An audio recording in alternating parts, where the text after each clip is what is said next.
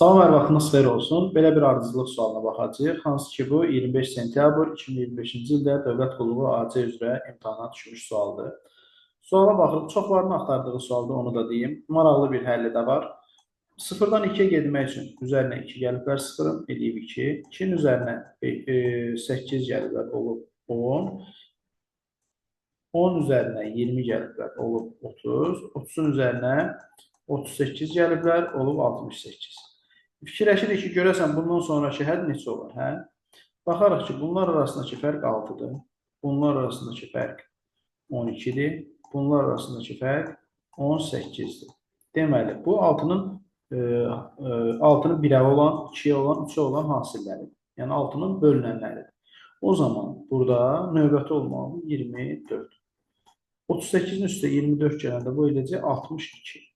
Demək, biz 68-in üzərinə əlavə etməliyik 62. 68 üzərinə 62 əlavə etsək, bu elər 130. Burada da növbətiyə baxsaqdır, 24-dən sonra neçə olardı? Təbii ki, 30 olardı.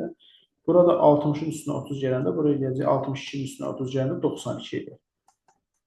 Baxaram ki, 130-un da üzərinə 92 əlavə edəndə 222 alır. Deməli, cavabım neçə olmalıdır?